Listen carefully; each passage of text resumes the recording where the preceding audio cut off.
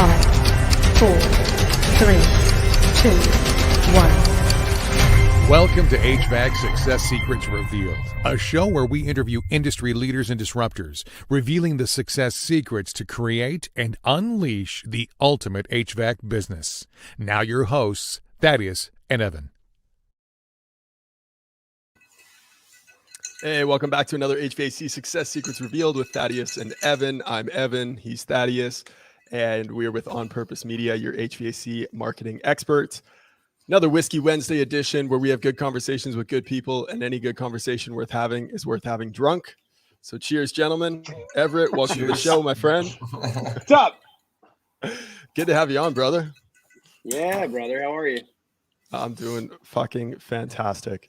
So for those of you that do not know Everett Lippel, he is our guest today. He's been in the industry for 13 years. Honestly, one of the most genuine, authentic people that I've met in the industry.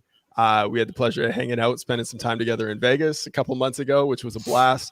But he's been in the business for 13 years, started in sales, worked his way up to a general sales manager position. He's currently the national sales director for Supply Smart.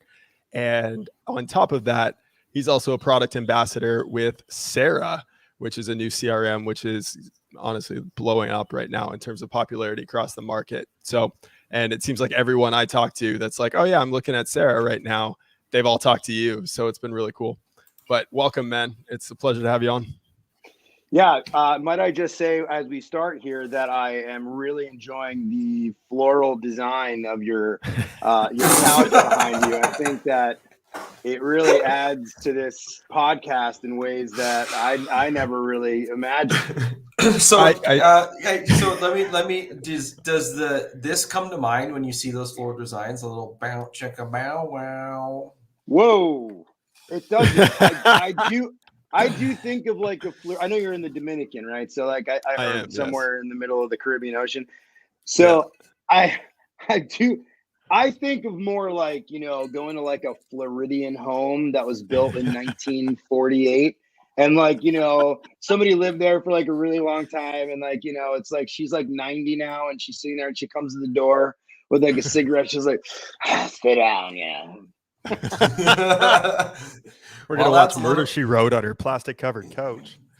It's a little bit better than where I was going with that. So we'll just stick with your version. Yeah. No, I think it definitely looks like a 1970s porn set right now. So I had to clean it up. I had to clean it up a little bit. That's all right. It's okay. We have a good time. We went straight to the porn set, so we don't care sometimes. Yeah. Sweet, man. Well, why don't we get into it a little bit? Tell us about your journey, how you got to where you're at, and yeah, go for it. Let it roll. So I'm from Jersey, and which a lot of people know. I've talked to a gazillion people. A lot of people know me, whether it's in Victor's group or it's in home. There's a Service Einstein, and I know, I started in Jersey, and there's a buddy of mine, Russell Anthony. He actually super successful, talented like sales rep, and he's been in leadership. He actually was like a sales trainer for ARS. Like, it's just absolutely incredible guy. So like, he was managing a car dealership, literally, like, and he was like, and it was a really bad time to be in the car business, right? And he was like there, and he met a guy who was one of the forefathers of Nexstar, who was Dan Weltman. And Dan Weltman bought this like nice Suburban or Tahoe or something like that from him. And he was like, Russell, I want you to come work for me. And he was like, what do you do? He's like, well, I work in a plumbing and HVAC company. He's like, dude, I sell cars. I run a car dealer. I don't know anything about plumbing and HVAC, nothing. And he's like, that's okay. He's like, that's okay. He's like, we have a whole training program. We'll set you up. We'll get you going. We'll send you to Philadelphia and all these other places.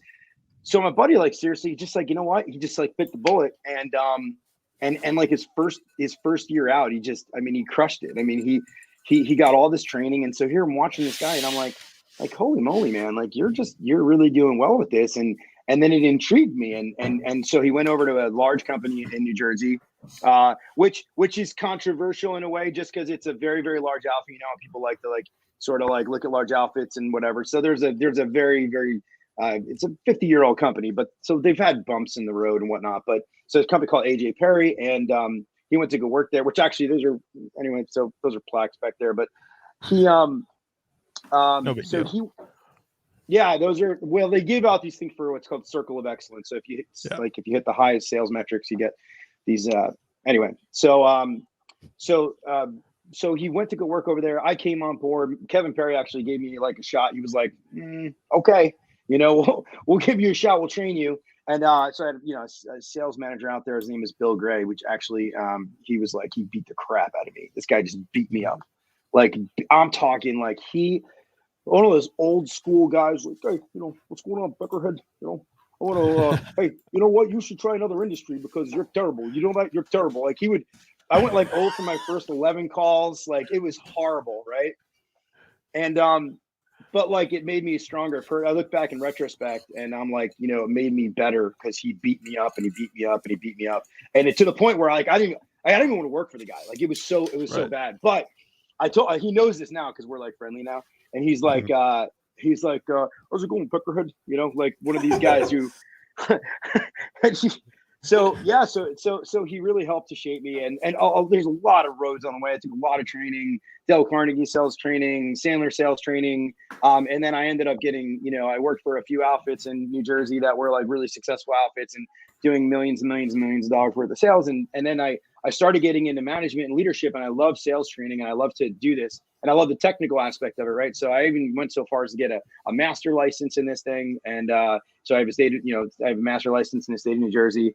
And then, so I was involved in Nexstar and SGI and, a business coach in Nexstar and an SGI. And I had just soaked it all in, every conference, every training, every leadership course, everything you could possibly imagine. And I started to really just employ these things. And so, I met a lot of people, along the way who really helped me and, ran probably close to darn near 6,000 calls, started my own company in Jersey with it was actually a home performance company, Home Performance. And then it was a partnership between Home Performance, which is, I guess, if you guys know the Energy Star program, BPI. Right. So, and that was, and so, got involved with a guy, business partner, which I probably shouldn't have actually, there's no good way to say it. I mean, this guy stole like 115 grand from me. So, it was, dude, what a lesson that was. What an incredible lesson, like fearing like you're going to lose your house. Like that was back in 2015, 16. That was nuts, right? I looked at the bank account one day. I was like, bro, it's all gone. Like, what's going on? And I started that like from scratch, right? So I sat there like creating price books, creating like marketing plans. I mean, you name it, like starting from like Excel spreadsheets, just like trying to piece it all together, getting as much as I could. I'm on Home Advisor. I'm out there. I'm pounding the pavement. I'm hiring sales reps. I'm hiring installers. I'm hiring service technicians. I pulled like $1 million of business out of nowhere in like a 9-month period. So I'd worked really, really hard on that. And during that journey, I had been in an SGI conference and I met a guy who owns a business here in Dallas, and we became really tight. We became really close. And he was like, dude, you got to come down to Dallas. You hate Jersey, which I do. Sorry, Jersey guys. You hate Jersey. You love coming, you love it. Come down here, visit. Let's see if we can make this thing happen. And then, we're fast forward to all these, and then he's like, come down here, help me do this. So I eventually, I did, and I came down here and spent a year there. Small company dynamic has a lot, has a lot. There's a lot of ins and outs to that, and I've no ill will whatsoever. It was a great experience for me. Again, I had an Nexstar business coach. I had, we had great success. We increased average ticket by $2,000. We systemized. We figured out, tech generated leads. We figured out it all. We figured out how to track everything, metrics, revenue per call, reviews, the whole deal. I mean, up and down, right? Created a $10 million business plan. So it was great, right?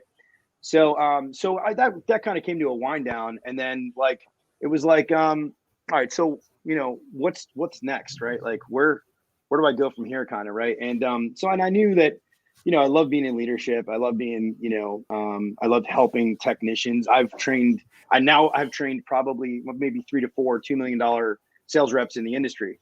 I got a buddy up in Jersey, if he's watching, Andre. he does 2, 3, 4 million a year every year. He was boots on the ground with me going back like 8, 9, 10 years ago.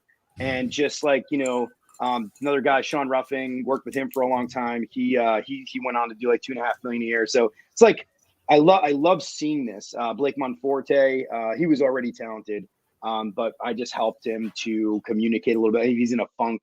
I'm good friends with him. You should see, he's an amazing technician. He was the #1 technician. This guy can generate revenue. Great conversations, amazing reviews. No one can ever say a bad word about him.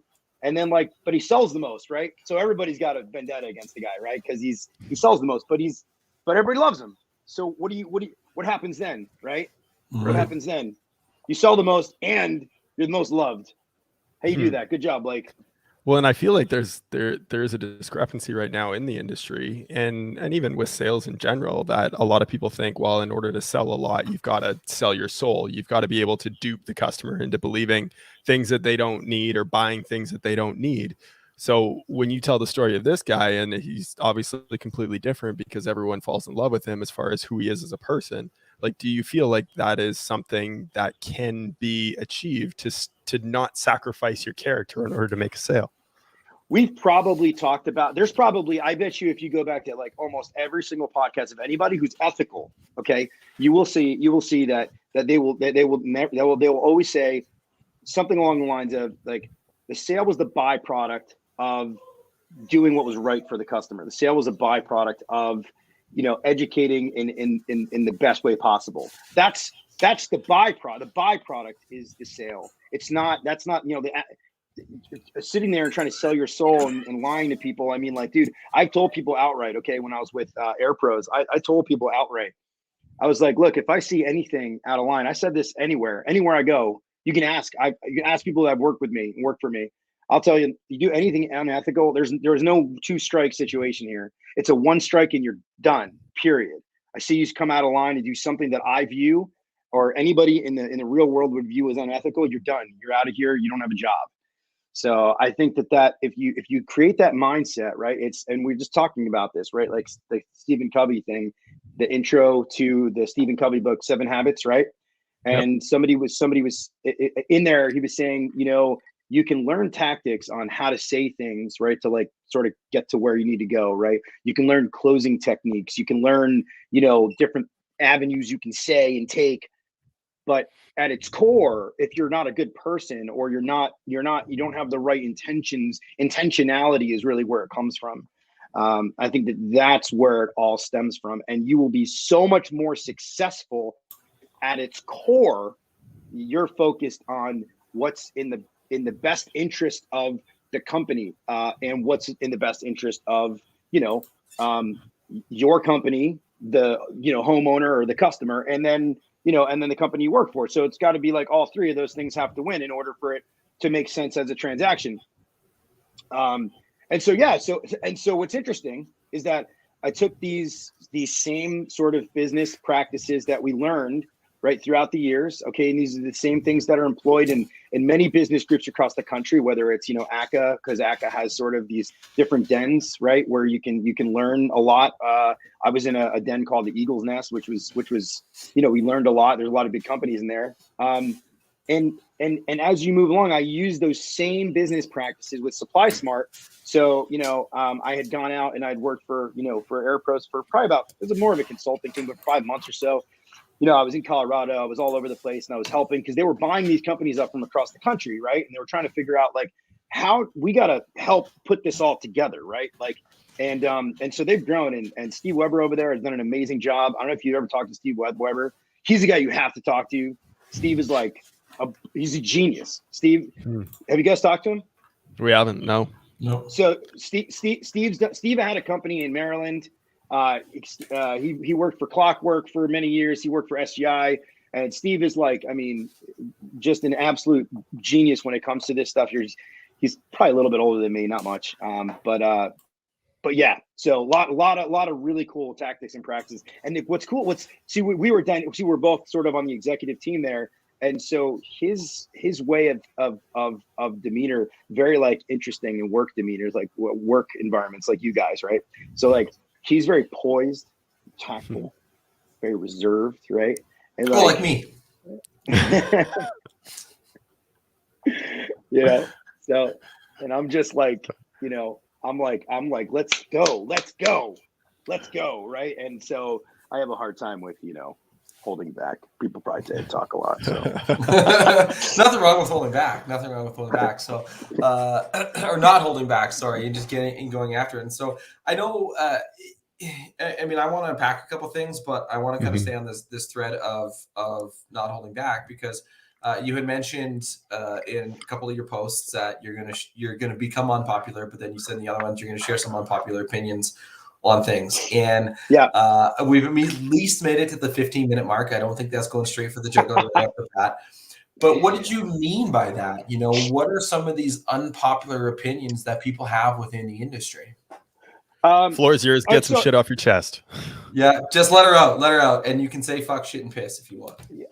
So I think we've been, a lot of stuff has happened in the industry, right? We hear a lot about acquisitions and this and that and the other thing, and so you guys had a very unpopular sort of guest on here not too long ago. I mean, we have these gurus, we have everybody that knows everything, and it's getting to a point now where like there's so much information, there's so many people out there. Let me share an unpopular thing for you, right? So we're so desperate for information, and people would often ask me like, so, or at least inquire, like, so what's the deal with Sera? Like, why did you get involved with Sera? So, Sera is, I bring this up because it goes into like why sort of I'm a little fired up about this. So like, the concept here is that Sera is a business tool that helps you to free up time. So why do you need that time? Because you can't get out of the truck, because you can't move your business at all. You can't invest in marketing companies like you guys because you're so stuck in thinking that you can systemize and automate all of the wrong things, right? And so those two things, coupled with one, with freeing up time for yourself and your business, and then two, being able to adjust your moral compass, adjust your intentionality towards not just growing your business, growing your product. How about with providing awesome freaking service? How about with providing, like going that extra step?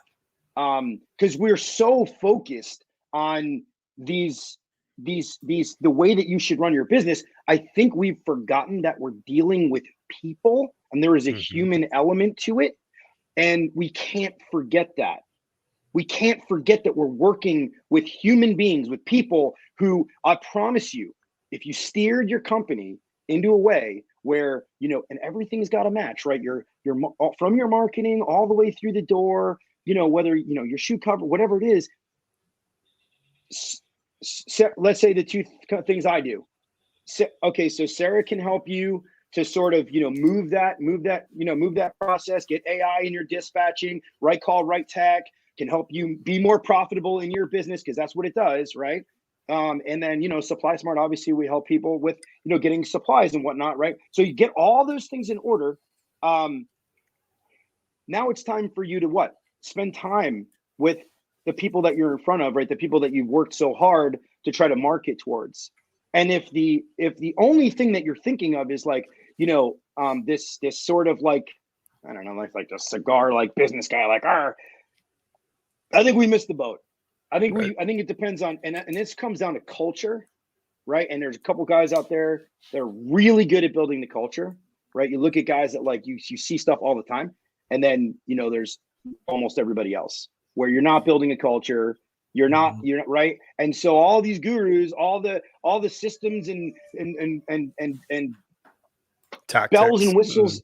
All these bells and whistles in the world and these different tactics, they don't mean a thing if you don't have a culture that can go along with it. And so I do get fired up when I see this, this person say, oh, well, you have to do this and you have to do that. And I'm like, well, how about you have to like spend a little more time on your service call because you didn't actually do a good discovery, and you didn't discover that, they had 15 other things they wanted to talk to you about, but you were so worried about getting to your next call that you just didn't even do it. So sorry. 1,000%. Thaddeus, I don't know if that. It's your platform, man. Well, it's our platform. It's your story. stage. So your stage. So, But I also say, go ahead. No, I was gonna say, do you feel that you've gotten it all off your chest? Here's something else that fires me up. Okay. Us Jersey guys, okay, the East Coast guys, you always see these West Coast guys on all these social media platforms. They're on all these groups. Like, dude, do you have any idea how many talented individuals and amazingly like business focused and oriented people there are on the East Coast? And nobody gives them any love. And nobody, dude, my buddy, okay, no joke, one of my best friends in the world, Christopher Tellick, okay, super quiet. No one's talked to this guy. He runs a $50 million sales team right now. You want to ask somebody how to run like a business and run an organization? Talk to him. He knows. But you know, it's one of these things where the loudest guy in the room, right? The guy who's banging on the drum is the guy that, you know, and luckily I'm like moderately loud. So like some people, but I try to poke in with these, comments. But it's funny, actually, you mentioned that, and it actually is true. And it's no disrespect to anybody that is, you know, the loudest and proudest on the West Coast and the shy and quiet on the East side, on the East Coast. But when I first got into in really enveloping into the show and the podcast and being on social media, I had a conversation with somebody like, yeah, you're going to see something that is going to be profound in this industry, is that you're going to see a lot of West Coast noise, and you're going to see a lot of people on the East Coast that are going to be a little more quiet in their business. And like, I don't know why, but that it is an actual, you know, it's truth, right? Because we put our head down and we go to work, and maybe we get stuff done. Right. Or, you know, maybe there's just that West Coast laissez-faire attitude, who knows? Or the Hollywood part of things too, like, who knows? So I do want to back up to one comment that you made, and I always like to talk about the lessons and the successes that you can take out of things. And you mentioned earlier that you had a business partner that was a shitty experience and it was a bad decision, but you had a great learning experience from that. And I think everybody at some point in time running a business thinks of, especially if they're by themselves, well, if I had a partner, it would be easier. Or if you have a partner, do I trust my business partner? Or, you know, to make sure that they're doing the things that they say they're going to do. Or if they're going to look to bring on an investor and now they're a business partner, you know, what are some things you look for? So having that shitty experience with a business partner, what was your biggest learning experience from that? You know, I think being trusting without having like an absolute rock solid contractual, like we had a contractual obligation, it really didn't matter. But I think that, like, honestly, like I thought, but just do the math here, right? So if he owed me 115 grand, I had a 50% reinvestment clause. So let's call it 55, 56, 57 grand, right? So now I'm going to go to court for 3 years, right? To try to fight to get 50 grand. My lawyer's going to get 30% of it. So would I really lose 3 years of my life going in and out of court for 35 grand at the end of the tunnel? No. So here's the lesson. The lesson is, if you get into bed with somebody, you better damn make sure that you trust them and that it makes sense. Like, don't go into business with your friend because you like your friend. Go into business with your friend because they do something good alongside you that counterbalances you, or you guys do in tangent together. So I'd say if you're going to bring in partners, definitely make sure that your partners are aligned. And I like to say, if you're going to get partners, have them sort of fill the gaps where they fill in things that you don't do really well. Like I would always recommend for myself, because I'm definitely a visionary. I'm actionary, but I'm more of this, like, you know, a very sales minded individual. Somebody counterbalances me would be like an operations minded individual who likes to put up, you know, what I call sales prevention tactics around me so that I have guardrails in what I do, which I have out here. Actually, I have a couple of staff members who are here, like, you know, I mean, they're incredible people and they help me, they balance me, right? We just had a strategy session. Anyway, I hope that answers your question. No, it really does. And you know, trust is a big thing. And I think Evan and I can both talk on this topic because we're business partners, right?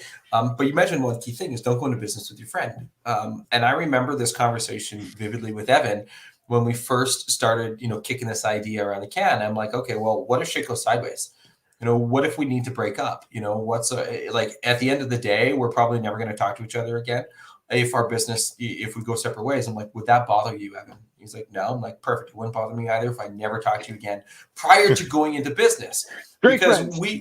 well, but that's just it. We weren't great friends when we started, right? We were good acquaintances. Business go out acquaintances, drinking right? together. Yeah, but that was And about it. Drinking buddies. right? Yes, always drinking going to buddies. business with your drinking buddies. Right, you should be able to get shit faced with your business partners and be good to go from there. But we were business acquaintances beforehand in different industries, selling knives and also into the magazine business. So, hey, Sherry. Sorry. Hey, Sherry. Sherry's like one of the top tier accounts. So like when you sign up for an account at supplysmart.com, she's one of the head account managers. She's got like bazillions of customers. They love her, and she helps them out with all their stuff. And so, well, you were saying about drinking and something about drinking partners, and I was going to say, is tonight's Jaeger bomb? Tonight's drinking night. Tonight's Jaeger bomb. Always. Ooh, that reminds me of my high school, or my not my high school, my university. That was university days. It was, we had a buddy that would show up every time, and he would throw down dad's credit card, and it would be Jaeger bombs galore all night long. We're like, sweet, thanks for coming out, man. So perfect interjection. You have a wheel in the background. Yeah. I've queued up. So there's 6 colors on there. So I have queued up 6 different random questions. So I'm going to get you to walk over there and spin that wheel. And that's going to be our random question that we're going to go through. Okay, hold on. Let's get it front and center here. Oh, all right, yeah, what do we got? All right. So what color is going to correlate with what question? Or you already have that written? I already have it on the back end. It's already done. So no money, no whammies, no whammies, no whammies, no whammies, no whammies. Stop. Whammy. Red. All right. What is the most interesting class you've ever taken? Ooh. I won't say it's a class. It sort of was. But I did Clifton Strengths. Have you ever heard of this? Yep. Hell yeah. Yeah. So I will tell you, out of everything, disc, all the Rorschach, whatever, all these other ones, right? I've done them all. Clifton Strengths, and I got to give it up. So I had a manager, his name was Adley Alami out of Jersey, and he did this for the whole team. Everybody got it. All like 20 sales reps, everybody. And it was so revealing because it does the top 32. It's like 37 segments 34. of your 34 segments of your personality, and then it gives you your top 5. And then what you're supposed to do is really focus on your top 5 attributes. And I would encourage anybody. It's like $40. It's like an hour long, 2 hours long, maybe hour and a half long. Do the test, because it is so revealing when you look at your top 5. And the concept here is that we're always trying to make your weaknesses, like bring them and make them better, but we should be taking the most important thing is taking our strengths, making our strengths better, making us stronger, like taking the things you're already good at and maximizing on those things, which I'm actually doing here at Supply Smart with my team. I'm going to be doing that this coming, like we're into almost our next fiscal year or whatever. So that's one of the agendas is as a training exercise. Everybody's going to take the test. We're going to review it, reveal it. It's going to be super cool. I'm so stoked about it. I'm glad that you mentioned the Clifton Strengths, because I know Evan and I have both done the Cliftons as well. And what I did when I read mine, and the guy, our friend Nick Johnstone, went through it with me, it made so much sense when I was in a managerial role of how I approached being a managerial, like a manager. And isn't that great? And it was just like, oh, that's why I pissed the fuck out of that person, right? Because like I steamroll people because I see them in a different light, and so higher than they see themselves. I'm like, why the fuck can't you just do this? Like, you're so much better than this. You should be able to get there. And then I steamroll them over and get them to their end. And so it's a crazy reveal that like anybody that wants to know more about themselves, just go do it. So what was like, and I know, Evan, I'll ask you the same question because I just showed my biggest reveal on the Clifton Strengths. What was your biggest takeaway from the Clifton Strengths? You want mine first? It doesn't matter. All right, sweet. So for me, it was, I will help anyone get what it is that they want, but they have to want to get it for themselves first. I am a developer as my number one. And that's revealing. Right? That's an HVAC secret revealed. Yeah, buddy. No, I love people. I love helping people. I love relationships. I'm a big relationship guy. But I also will open up very rarely to a lot of people as well. And I'm very selective about who I open up with. And but I will use that vulnerability to connect with someone so that they can also become more vulnerable and open up as well when I'm trying to build a relationship with someone. So yeah, those were some of the things that that stood out to me. And that I'm terrible at actually taking action on things, and I need to have people around me that will take action on all the ideas that I create. So I'm going to call a little bit of bull on that because you're in the Dominican right now. So talk about an actionary item that you took as an initiative. Dude, you're from Canada. Give me a break. Yeah. I surround myself with people who will help me take action, which is my wife. Ah, so it's the wife that's actually. That's funny, man. What about yourself? What was your biggest takeaway from your Clifton Strengths? Dude, so eye-opening. Actually, okay, so there was a guy who did the test in the group, and he's one of the best sales reps. His name is John Cervez, and he was incredible sales rep, just so good. And like, although I always knew he was a good sales rep, I never really knew what it was about him that made him so good. And you're talking a guy who can, if he worked the way that some of these guys work, could be $4 million guy a year, no problem, right? And he came up as his number one core, whatever was empathy. I would have never thought that. And then he starts going into like when he was a kid, he came over here. He came over like 9 years old, right?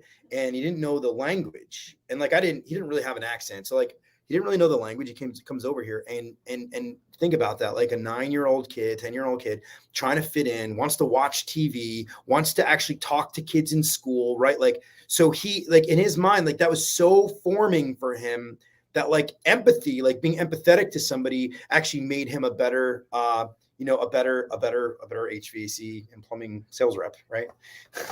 Well, and that's one of the things that's really unique about it. And the reason why I think most people really need to take some kind of profiling test for themselves within one for them to know, to better understand who they are, but also to better understand your people, is every single strength that's on that list is only going to help you excel at whatever it is your role is.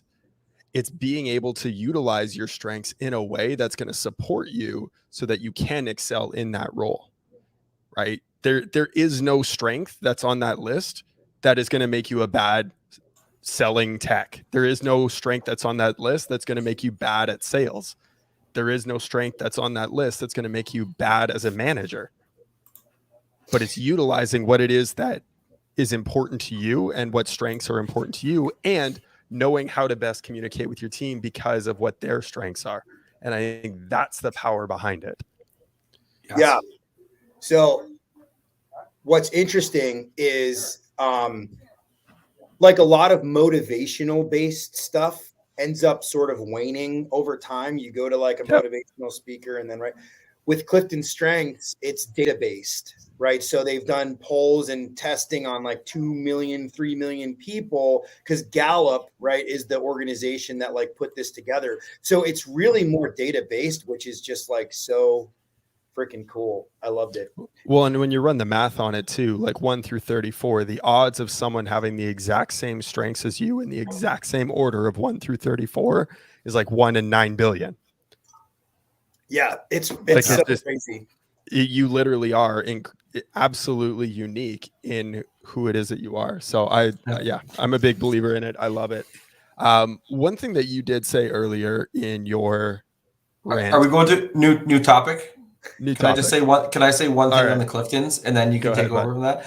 Okay. It's just a sidebar, and there's no question on it. But we talked a little bit about your business partners, and if you want to have a business partner or what have you, do a Clifton Strengths assessment together, and find, by the way, somebody who can interpret those Clifton Strengths assessments and walk you through that, because now you're going to see are you going to mesh together to get shit done as an organization? Because if you're like-minded individuals and you're along the same lines of your strengths, then you're gonna conflict a lot, and you're not going to be able to get as much stuff done in your business. As where if you complement each other, like it was said earlier, that's what's going to move you forward. So I highly encourage that if you are looking at a business partner. Evan. Love it. No, Yeah, 100% true. value. Earlier in your rant, you were talking about too much information that exists out there, and I agree. I think if all we needed was more, and Darren Hardy says this in The Compound Effect, if all we need is more information, everyone with an internet connection would be a millionaire, right?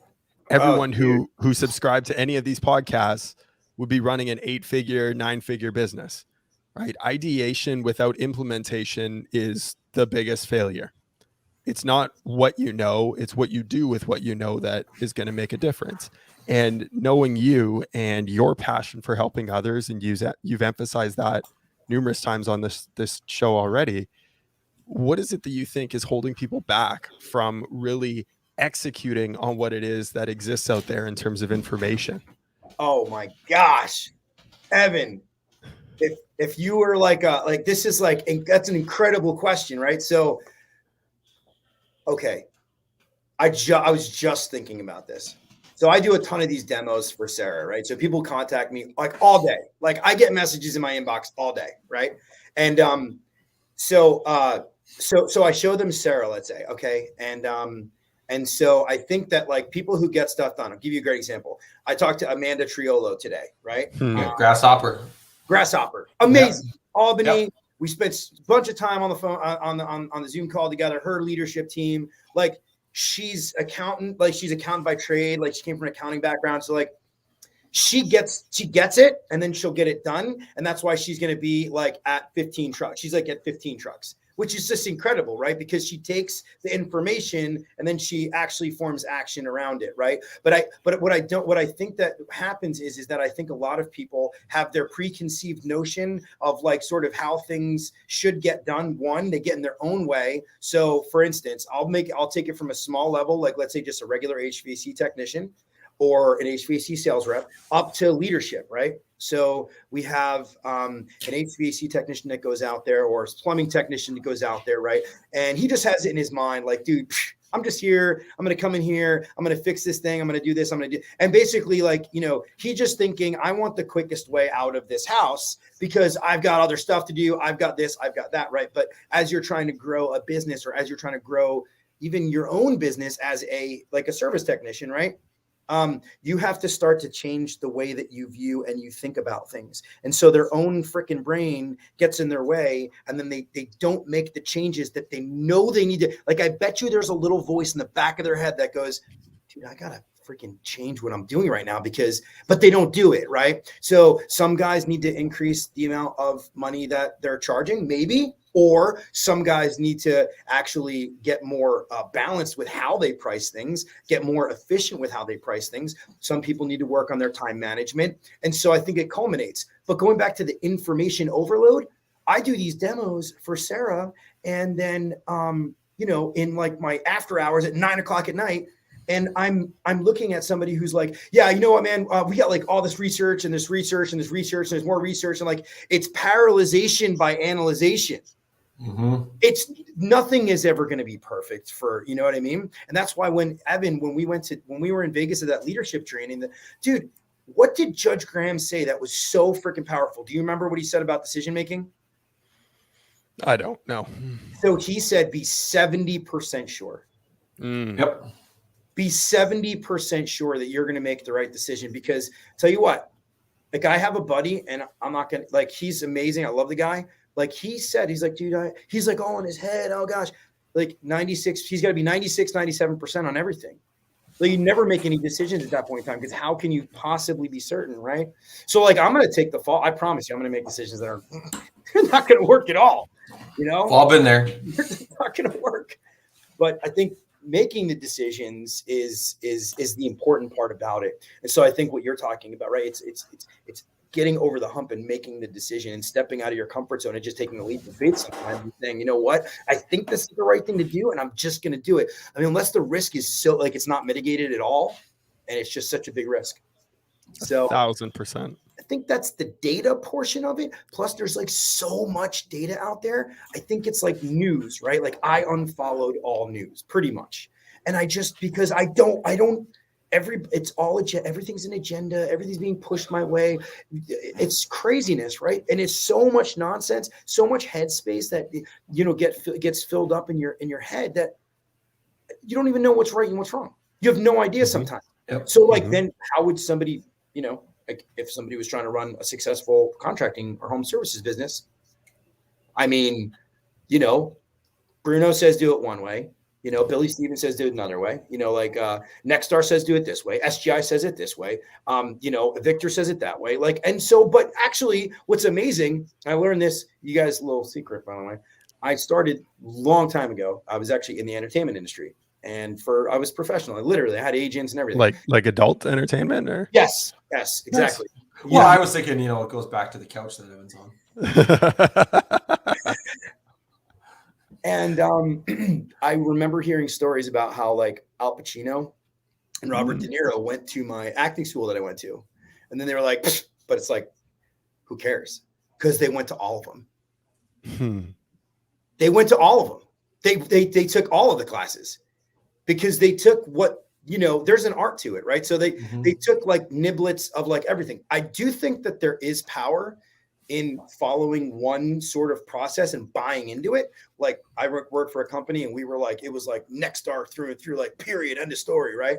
And so like whatever. I mean, that was the company that I worked for. And it's okay to buy into something that you view. Did we do absolutely everything that they said to do? No. Right. So like, I think you have to be somewhat of like a think for yourselfer, right? 1,000%. Yeah. So like, that's just it. Like, so now it's overload. It's too much. And so circling back to like Sera, no joke. Like people had me like wanting me to get involved in so much stuff. I got involved with Sera because first of all, I used, you know, ServiceTitan for a couple of years. I've been on Successware. I've seen other softwares. I didn't care about the software. Didn't matter about the software because I believed in what Billy was telling me. And then when he showed me the software, he was like, Billy's like, listen, man, I grew all these successful companies. Like he did not need to start Sera at all. He didn't need to. Like the guy, like seriously, this is a passion project for him that he's just like gotten so good at. And now it's just taken off. We got people calling from all over the place. Bro, it's so simple. It's like the simplest thing. It's like, here's a business process in a box and it's going to help you run your operation. Other people don't want to hear it. They're like, well, it doesn't have this shiny little nugget in it. It doesn't have the shiny little knob. I want the shiny knob. Like, dude, the shiny knob doesn't matter. You can't run your business properly. So it's all about getting more efficient. I mean, the way that it job costs, the way that you're able to do a price book, the way that you're able to have your guys flow through a process in it. I mean, bro, Evan, you saw the product, right? I mean, it's simple. Yep. Yeah. Genius is not taking the simple and making it complex. It's taking the complex and making it simple. Right. Full of singers today, man. You got all of them. That's his MO. He busts out the lines every once in a while. Yeah. But yeah, that's exactly what I loved about Sera. When you walked through that demo, it was taking the ridiculous and making it really simple so that anyone would be able to step into it and start using it in a relatively short period of time. So short. Yeah. So short. Yeah. Yeah. Yeah. Well, if you, by the way, Sera.tech, in case you're wondering what we're talking about, you lived under a rock and you haven't heard about it. Sera.tech. It's SERA.tech. We'll put that in the show notes. If you want to reach out to Everett, you might regret giving us your cell phone number. So 908-875-6138. I'm going to write that on a couple bathroom stalls for you. And then if you want to send him an email, Everett@Sera.tech, EVERETT@Sera.tech. We also have your supply smart email. Right. So which is where I spend all of my days, like my office and everything. It's actually at Supply Smart plumbing and HVAC supplies. And we ship like across the whole country. We have 6 distribution centers. We've got I've got one in like outside of Philly area. I got in Dallas. We're in Ontario, California. We got one in Vegas. I got one in North Carolina. So anywhere you are, if you need anything to fill your truck at all, like I know, shameless plug. Sorry. Hey, do it. No, it's all good. Anything We you were need just to do. shameless we were plugging about you, to do it anyway. So right? Dude, couplings, fittings, malleables. I mean, you name it. Like PVC, press fittings, north guys. Listen, or even plumbers, in the South, you're using ProPress, shark bites, you name it. Like we have it all. So 6,000 products. We don't have any of the big stuff yet. We have a partnership coming up with Halo water softening systems. We're going to do national distribution for them and Makita Tools. We just started a partnership with Makita Tools. Amazing partnership with Makita Tools. So we'll be able to get you those. So that's going to be awesome. So we just got some in the warehouse, just placed an order for like $40,000 more tools. And we do like same day shipping. So like if you literally like, dude, I have a job, and you can go in there, you want to do truck stock. We do a lot of truck stock, inventory stock. We have about 4,000 customers, 6,000 total customers, 4,000 like repeat regular customers. So basically what you're saying is when somebody watches this show and they come to either Sera or to Supply Smart and they reach out to you, mention that HVAC Success Secrets Revealed, Evan and Thaddeus sent you, and we'll talk about the kickback later. And what we get from there. So one thing that you mentioned is, the be 70% sure. And I really want to hone in on this because this is a recurring theme that we get from a lot of our guests across the board, is that speed of decision is what moves your business forward. It's not sitting there and getting that analysis paralysis and wondering, well, gee, which option will work best? No, just fucking make a decision and move forward with it. And if it turns out to be the wrong one, well, guess what? Make another decision and axe that project if it isn't right. And so that's a key thing. But knowing that there's all of this information that we have out there and we're inundated with it, like try to count how many times you in a day, you'll lose count right away on the impressions that you get on a day on different types of information and people pulling you this way and people pushing you this way. So as a business owner, when you hear all of these different programs, how do you weed out what is best for you? There's a lot that goes into that decision-making process, but in your opinion, Everett, what would you say to somebody that says, hey, I've got, 4 different programs that I could look at. Which one should work best for my business? Where do I go? How do I weed through it? What are the questions that I should ask? I think it has to align with the culture of you and your company. I think that's, number one. I think any decision that you make has to align with those things. And we talk about core values, and I'm sure you guys have your core values for your organization, and you've seen other organizations have core values. And I think, you set those up for a reason. Like they're there. I know I always thought it was tongue in cheek, like, stupid core values. Like, no, we live and breathe and die by those. We'll go on top of the mountaintop. So I think if you're aligned, but if you want to think analytically, okay, you have to sort of probably break it down into like 3, main components for you. Right. And so I think that and it's the old adage, this is like the old Grant Cardone, right? Like, is it the right solution for my company? You're going to have to do a serious analysis on that. If it fits in with your culture, if it fits in with your current processes, if there's things that are out of line, if it's out of line, will you compromise on the things that it's out of line on? Do you like the actual organization and the rep that you're working with, that you're purchasing said product service from? And I think that that's where I try to instill a lot of trust and faith into the people that I deal with, because I understand that most of the decisions that they make or that I'm a part of in their life are really, really important decisions, right? I'm past the point of like, this is a small decision in your life. Like I'm at the point where I'm like, a lot of the stuff that I'm doing is impacting a lot of people, right? So I have to be certain that those are, and then the third thing obviously is, budgetary, right? Like, are you looking at, can you, is this an affordable solution? Is this something that I can actually, right? Does it make sense? And I want to bring this back to Sera, and this isn't a plug. This is just trying to make it make sense, right? So like if Billy has a company, right, and he can show you on paper that he's spending like 3.5% on marketing. And if you Google his company, right, and he's the number 1 guy in the market, it's like number 2 or 3, like Grapevine, Texas plumber. There's companies there for 30 or 40 years. It's a huge market. There's 8 million people within like a 50-mile radius there, or 60-mile radius. How is he number 2 or 3 right? It's because he's sort of like he's baked in this like mad scientist, HVAC home services owner into it, right? So like I would say, you talk about software solutions, solutions for your business, right? Like simplify it. Like I think that's the same thing with with any decision that you make. Okay, ready? Victor's app. Like, dude, I love live training. Like, I love being on live training. I love going to live trainings. I love being in training. I just love training, right? But like, if you needed something like that you needed to look at, right? Like, so you could be like, dude, real quick, hold on, boom, boom, boom. It's a quick sort of helpful solution. So I think, that's kind of a no-brainer. That's kind of a no-brainer. I think. Well, and I like the. I mean, right? Yeah, for his, like, it's a no-brainer for that for his app. But like you mentioned, like even simplicity things, right? And like boiling it down to the most simple decision of things and breaking that down, not getting complex, getting simple. And we talked about that a little bit earlier, but like culture and core values, like that's your first filter. Like your very first filter. I know Evan and I ran a website giveaway like a year and a half ago or what have you. And a lot of the people that entered weren't our ideal customer avatar. They were people that we didn't really want to build a website for. But hey, you know what, if they want.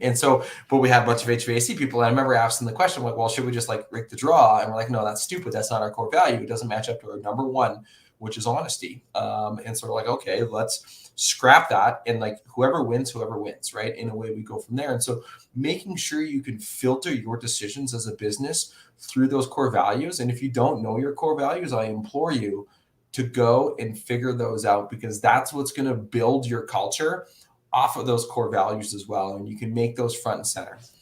So super, super, super key, important part. Evan brought up something a couple of weeks ago when he and I were talking about sort of, okay, so maybe this is going to be unpopular. So like, just like some very large, sort of elephant rhinoceroses in the room, right? That are like these huge mammoth, marketing companies and stuff like that, or like these other like software. And so it's like, ask yourself this, right? So like, are in talking about alignment, right? Are they just going to grab everything and go? Yeah, they're probably going to grab everything and go. Do you think that the fulfillment on the back end of getting that customer and getting that client is going to be good? Is it going to be a good customer experience when it takes them 3 months or whatever it is to actually help them implement anything? Or would you like to go with a solution that is more in line with your business, right? That's going to give you close attention. And I talk about with, this is not a bash anything. This is just a reality, right? I mean, there's more than one, flavor of ice cream at the store. Like, that's why there's choice, right? Fuck, if it's not cookie dough, don't matter. Or cookies and cream. I like both of them. No, so I like both of them. There you go. I'll take them both. So like I'm just saying, like, if you have a company, okay, that's so big that you're lost in the shuffle, but you really need the attention because you're a 4-truck outfit and you're really trying to get to the next level. Well, then does that solution really make sense for you? Mm-hmm. Or should you align somewhere else, right? And so I think there's a lot of that. I want to talk to you about real quick before I forget.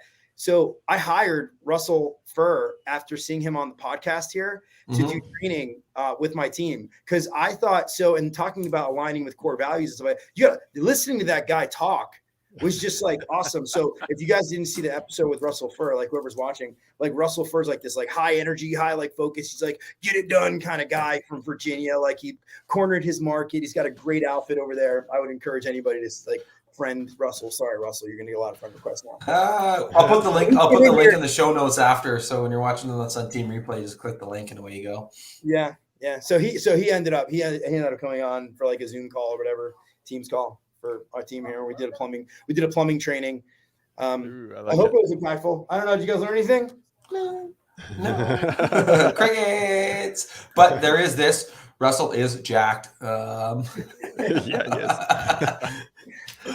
So one thing that I did want to point out as well, which you talked about a little bit in the rant around information, is when it comes to your team and the information that your team is getting and what they're doing to implement and how they're executing on the information that's passed along to them. And even with Russell, right? You bring in an outside trainer to come in and work with your team. If they're not excited about that, or if they're sitting there saying, I'm not learning anything new out of this, that's still the wrong way to approach it, because I believe there's multiple ways that you can learn, right? It's one, is it new to me? No. Okay. Well, is it something that I'm implementing right now? Oh, no. Well, maybe I should check in with that and see how I can be better executing on this thing that was just presented to me, right? It was something that I always used to use as far as like a starter when I would do big speeches in front of large audiences. Is I would always challenge people to say, like, look, there's no such thing as a newly manufactured antique. Success principles are old. This isn't going to be new information when it comes to how do you run a successful business? How do you become a better salesperson? At the end of the day, the ideas are old. It's how are you going to implement it? And it's put a new sauce on it. That's really all it is. That's all this information is. You mentioned Nexstar and, Victor and all these other gurus that exist out there. They're all saying the same things in a slightly different way. So you really need to find the one that resonates with you in terms of how it is that you can execute, because the principles are the same. And one of the questions that I asked this week was around your team as a leader. What is it that you can do as a leader that is going to have the biggest impact on your team? What is your number one responsibility? So I'm curious to you, as someone who is leading a team right now, what is your number one responsibility as a leader? Ooh, that's good. I like that. The simple answer is, and it's a one-word answer, is serve. Serve. We as leaders, we serve. I had a one-on-one the other day, and I told this rep, I said, I just want you to know, you don't work for me. I work for you. My job is to make you more successful. My job is to make you more money. My job is to grow you. That's my job. So any way I can do that, I want to do that. It brings me great satisfaction, great joy to know that I have helped another human being accomplish, achieve, move up, do whatever. Even if that means they leave, they go somewhere else. Like, I don't care. Like, it doesn't matter. Like, I get it. We want to keep our employees and everything, but the reality is we don't want to keep our employees down. I think a lot of leaders do that. They keep their best guys. They keep them down, right? Yep. So that's the tough part about an ego of a leader is watching your people that you've trained, that you've poured your blood, sweat, and tears into, surpass you as a better individual at your sales job or whatever that is. And so some people with that ego gets in the way, but like, if you can train somebody and they can be better than you, you've done a bang up job. Yeah. That was a hard lesson for me to learn, for sure, but as I've grown as a person, I would say, yeah, my ego is not my amigo. A lot of people that know me from my past, I'll tell you, Sera. Dude, they'll tell me, dude, Everett, that guy, man, he was an egotistical jerk. And, you learn how to like humble yourself, and that I guess, yeah, that's the biggest thing. So what is one thing that you can do to better serve your people? I think that I'll switch it. I think complacency causes the stagnation, right? So like, never stay complacent. It's never enough. We're always trying to achieve one more thing, to get to one more goal, to get 1 minute better at your race, to get 1 second better, to get one more sale. Like it's that constant that go like, dude, when you're like, I'm telling you, when I ran sales calls, oh my gosh, it could be 9 o'clock at night and I'm sitting in a house and I'm like, everything about me is telling me like, I need to go home right now. Like, I'm tired. And like, I'd get in there and I'd be like, nope, this person deserves your attention. They deserve to have a full load calculation, presentation, pricing and out, whatever it is, they deserve it from you, even if you're not 100% because you're tired and you're wonky, right? And it's Saturday at 9 o'clock at night. All right. You just remember those times getting home at midnight, right? So I'd say. So where did that mindset come from? Like when you were in sales and that was your thought process, where did that mindset come from? I think I became really driven. Like, so my kids really drive, like my kids don't personally drive me, but I'm very driven by being a good father, being a good husband, being a good person. And like, I'm also sort of a faith driven person in a way. Like, I'm not like real preachy or anything like that, but like I'm guided by moral principles. And so I think that those things sort of internally drive me. My dad owned a company when I was a kid, and I watched him start it from absolutely nothing, a little car in our garage. My mom had like a desk, like in the dining room, like no joke. And then like I watched him grow this company. And so I grew up, and that's how my dad showed me the world. He wasn't around really that much when I was like a little kid.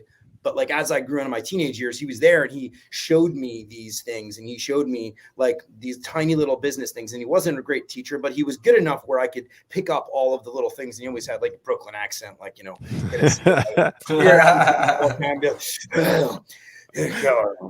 come on, let's go watch the Yankees. What's going on? You know, so like that was my dad. So he'd be like, look, you know, other kids are going out, and I'm 16 years old, and he's like, dude, you're not going out. It's like, get in the van. You know, go collect for me. This is accounts receivable. This is accounts payable. You know, go print this for me. Hey, we got to go to this customer. Hey, you're going to go on a sales call with me. Come on, we're going to go cold calls. This is my dad. So from a very young age, I think it was sort of inbred in me, in that work ethic. And I hope, Evan, because I know you have kids. Thaddeus, you have kids? Yeah, I got one, 7 months old. Oh, so I hope that we get to instill that in our children. Yeah. I hope that we get to instill that work ethic into our children, which I'm trying very desperately right now to do every single day. And I think that this generation, they're so plugged in and dialed in. I think we all are to an extent, but I think sometimes we automate, right? And then we don't take what we should with that time that we get back, right? Because what's the purpose of the automation is to give us time to like do stuff, learn a craft, learn a trade, get better at something, read a book, right? Like watch a motivational something or other, like get yourself better all the time. So I find with automate and save time, I put those time resources back into the business, at least during the working hours. Right. I will say that, right? And so about this other one is, how can you compress time? We all have 24 hours in a day. So how can one person complete more in a day than the other person? Well, they've freed up different parts of their business, and they've utilized their time more effectively to be able to complete the tasks that they have, or they have team members that they've hired to be able to also replicate themselves, right? I mean, if you have an 8-hour workday, 10-hour workday, I'm going to make my math easy. 10-hour workdays aren't a norm, but I'm going to make my math easy. But if you can replicate yourself 5 times in a day, by having employees or team members or whatever doing what you need to do, now you've added on 50 hours of work per day. Like, that's a full week right there. And so that's that part of things. And when you can have that, and you're like, okay, what are you going to do with your time? But to circle back to the work ethic, I think that is severely lacking right now in today's world. I know we're going to get it. A couple whiskeys deep. I read a thing the other day that millennials, and sadly I don't identify as a millennial. I'm born as a I was going to millennial. say, in today's day and age, you can choose how you identify. Give me some pronouns. Give me some pronouns. Identify as the boomer generation. Right? Like, that's what I want. I'm like, a boomer generation. Like, who gives a fuck? Let's just do it anyways, right? Drive around, no seatbelts, beer in the back of the trunk, you have a hole in the back, fucking reach in, crack her open, keep rocking. Like, that was boomer generation. But the gif that I read was that, you know, millennials, they have at the same age time frame, and comparative to other ones, Gen X's were between millennials and boomers, that they own about 4.5% of the wealth of the world, and Gen Xers own about 10%, and boomers earn about 21% at the same point in time, comparative to where their generational cycles are. Oh, wow, yeah. Right. And it just, like, it struck a chord with me. And, you know, and now there's been a lot of other memes that I saw in GIFs that come out and say, okay, well, people tell you to say, go get a degree, go to education, go get your schooling, but they don't talk about the trades. Right. And they don't push forward into the trades. And like, but think about that. Like, and I think there's a, and I know issues on a warpath to be able to solve that issue. And I know my dad pushed me towards the trades when I was growing up. I'm like, no, fuck, I'm going to get a business degree. You know what I learned in my business degree? How to drink a beer, how to roll a joint, and how to read a profit loss statement. Like, that's it. Like my accounting is the only thing that I took from my business degree. Everything else has been self-taught and self-learned. And so like there's that backwards thing. And I think there's a problem there. We need to address that as a society and as a whole, and especially as an industry, as the HVAC world, to say, hey, the trades aren't a bad place to go. You can make a great life and a great income, but it will take work. And guys, we have to teach our kids how to work. Well, and so this is funny before you go on your thing, because the very first note that I wrote down on my sheet here was parenting soft kids. And it was from your mentor that when you got into your first sales job that was calling you a little pecker, right? And you said that pecker. I got a little pecker. No, he used to say, "Hey, peckerhead." Peckerhead. Anyway, go ahead. So he's calling you peckerhead, right? And it's going to be my new word for it, by the way. Because he was giving you a hard time, it really helped shape who you became in this industry, right? And I feel like there needs to be more leadership from parents, like your father, right? Like managers stepping up and actually pushing against that softness that exists in today's parents. You know what's funny is that like you wrote that down on the first things. I also wrote down something similar of coaches, right? And you talked about the leader. Like the coach that you respect the most is the coach that was tough on you. The one that you hated the most in the moment.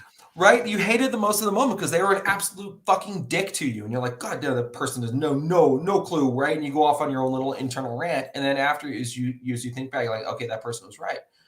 Because if they're soft on you all the time, if they treat you, and there's respect, right? And there's also tough love. And so what I'm talking about is tough love, not not respecting you, but like you love that person more. You respect that person more if they showed you some tough love. By the way, I will shout out my mom is watching. I love you, Mom and Dad, for giving me tough love when I was growing up. It's made me the person who I am today. Just want to throw that out there. I've got the platform to say I love you, Mom and Dad. Yeah, we'll say it because I actually get. Now I'm not going to get all dark, but yeah, it's good. You got Mom and Dad around. My mom and dad unfortunately passed, but like I have fond memories though. But see, that hasn't stopped you from being the person that you are today. Right. No, if anything, it's motivated me more, right? Like looking at saying to my dad, like I'll look up, I'm like, Dad, all right, what do you think, Mom? My mom was a big pain, right? So I was like, Mom, what would she say right now? She'd really bug me right now, wouldn't she? Probably. Yeah. Is she a Jersey mom too? Oh gosh, you have no idea. Like everything. Like the mother-in-law in like Everybody Loves Raymond that lives across the street. Like oh no. And she'd come over and she'd be like, "It's okay, Deborah. Not everybody knows how to cook." Like that was she had no filter. Like she was always yeah, dude, crazy, man. You know what, man? I was thinking about this because I was talking to Gil from HVAC Uncensored. Yep. I was talking about doing a this podcast. We were going to roll it out. I was going to roll it out. It's about time management, right? So, and it was really about like trades, sort of like we always do this. We get involved with leadership and training, and we try to keep it sort of like in this realm, right? Because there's so much people need this information. They need to hear from successful people like Everett. How are you able to do like $2.5-3 million in sales a year? So you get this, but then what you don't get is that we're talking about the human element portion of it, right? So I was thinking like having something like where it was like stories like of people in homes, like the stories that they told you, like things that affected you. I don't know if we have to go or whatever, but like I have like I will tell you the most impactful story that like ever happened to me ever in my life ever I was on a sales call. And, we had a technician there. Technician actually like left and I came in and it was a broken boiler or something like that. And so I'm there and this is like, I don't know, 7-8 years ago. And so I go in, I see this 84-year-old woman in there and she's super nice. She's got like a German accent or whatever. And I just start talking to her. I see pictures on the walls and I was like, see two different guys. She's like, well, that's my husband. And that's my husband too. I was like, so she starts telling me this story, right? She was 16 years old in Nazi Germany. And she her village was like sort of liberated by the American soldiers, right? So she meets a guy there who she like falls for, they had like a gala, they had like a ball, right? And so she gets dressed up. She's 16 years old. She gets dressed up, and they go to this ball, and she goes, and the soldier's there, and he's all dressed up and nice, and she asks him to dance because she falls for this guy, and the guy goes, "Oh man, I'm gonna be honest with you, I'm so sorry. Like you're a little young for me, but like I gotta tell you, my buddy over here, he's been eyeing you up really. I mean, I think you guys will make a match made in heaven." And he goes over, and they talk, and they meet each other, and they go on the dance floor, and it was like time just stood still for her. I mean, she told this story about how she danced with this soldier, this American soldier, right? They fell in love, madly in love, right? 1944. So she decides, she's like, they're getting married. So how does this happen? She's a German citizen. He's an American GI, right? So he has to go back to America because his tour of duty is over. So she's left behind. She goes to her dad and she says, "Dad, he's flying back, and we're going to go to America. We're going to get married." He's like, "You're out of your mind, blah, blah, blah." In order for her to get out of the country, she had to go to like near Berlin. And there was like a base there, but she had to go through like the Red Army was there. So she literally had to like go under the cover of darkness in the night. Her dad was like, "No, absolutely not. We're not going. There's no way in the world I'm not going." And she goes, "Dad, I'm going with you or I'm going without you." And her dad's like, "Okay." So they sneak under the cover of darkness. They don't get killed. They get to this little secret church, like little stone church in the woods of like Berlin, right? And they get married in secret.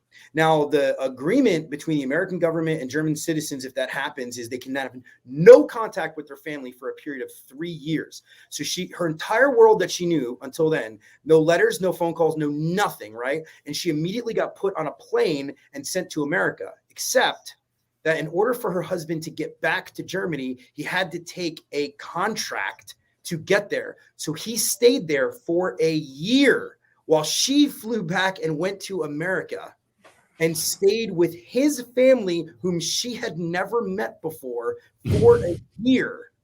A year. Wow. Until he came and they got an American marriage, and they got married again here in public this time, and they had a wonderful life. They were married for like 30 years. Well, he died, and as people do. So he dies.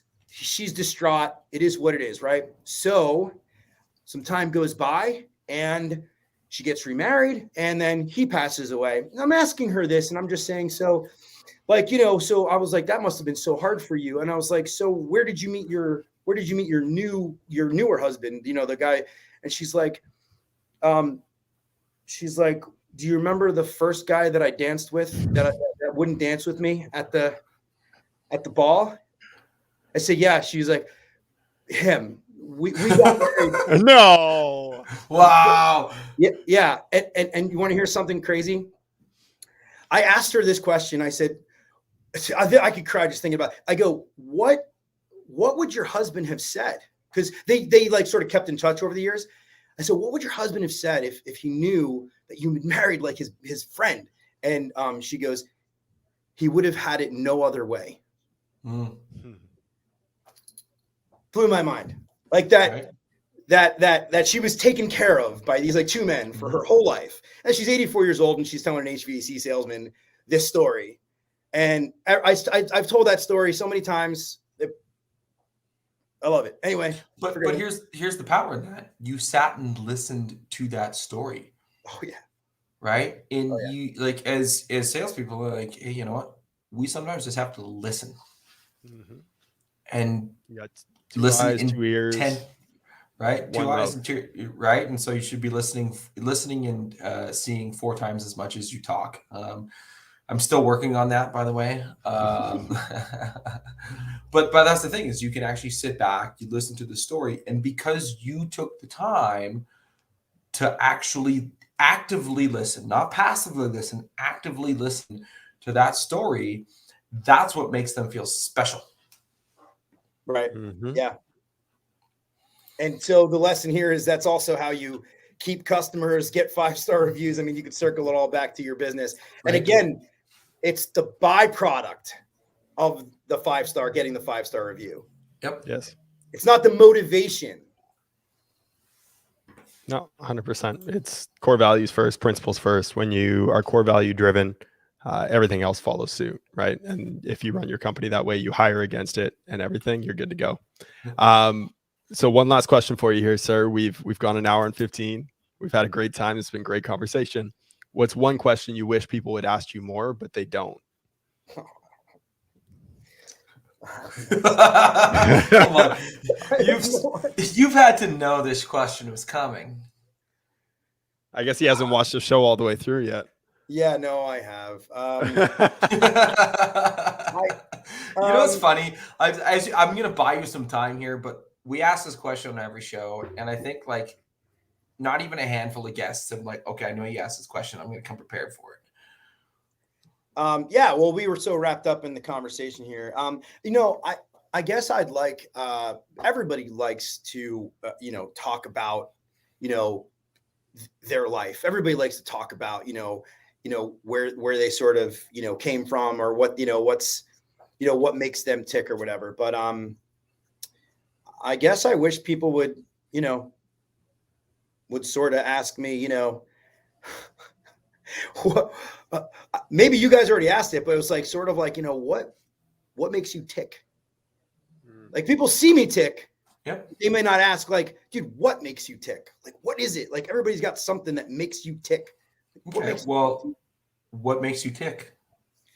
Well, we definitely went through this. Like, so yeah, without a doubt, family, kids. But also this, and I think that's wrong. I think that's disingenuous. Actually, I'm going to be honest with you. It's disingenuous, and to an extent. So that's correct. That does motivate me. But like, man, I'm freaking, dude, I'm so addicted to success. I'm so addicted to winning. I'm so addicted to, to making the connections with people so that, and like, I know that the prize is like, yeah, sure, I'm going to get a transaction here, but I'm so addicted to that stuff. You know what I'm saying? I'm so. You can say shit. No, you can say shit. It's okay. You So can say shit. I really am. I'm addicted to success. I like the wins. I love the wins. I love to celebrate the wins. I love it all. Contests. Let me win. I at least want to compete really bad, Yep. Performance. I love the applause. That's how I started out in the entertainment industry. Why? I get on stage, perform in front of hundreds of thousands of people across the country. And it was, hear the applause. Yes. I love the applause, right? Mm-hmm. It's selfish, but there's I don't think it's selfish. I don't think people like recognition. They like being praised. They like the attaboys. They like that pat on the back. Hey, you did a great job. Hey, you got a what do you think? Like, you look up here, the plaques that I have from a previous business, up there, like, people like that shit because it means something to them. It means that they did a great job. So it's not selfish at all. Yeah. It's one of the cores, right? Competition. Yeah. Achieve. Yeah. I can't go through a day without accomplishing something. I don't care if it's the littlest thing. I have to do something. I have to get something done. I love that. And that's just it. Progress equals happiness, right? Yep. And if you're not moving forward, then you ultimately aren't happy. So I appreciate the time you took today, my friend. It was great to connect with you on here. Thank you so much for joining us. Once again, please connect with Everett in all those spaces where we connected you to him. Make sure you check that out. Check out all the links below if you are watching the replay, and definitely connect with Everett wherever you see fit. Send him a text, bug him a lot. You can find that in the bathroom stall at Shell and Red Deer. I believe that's where that is. Put that up, Yep, more or less. Cool. Cheers. Awesome, Yo, dude. Thanks so much for joining us. We appreciate it a lot. Thanks, guys. Cheers. See ya. Thanks for watching another episode of HVAC Success Secrets Revealed. Before you go, two quick things. First off, join our Facebook group, facebook.com/groups/HVAC Revealed. The other thing, if you took one tiny bit of information out of the show, no matter how big, no matter how small, all we ask is for you to introduce this show to one person in your contacts list. That's it. That's all. One person. So they too can unleash the ultimate HVAC business. Until next time, cheers.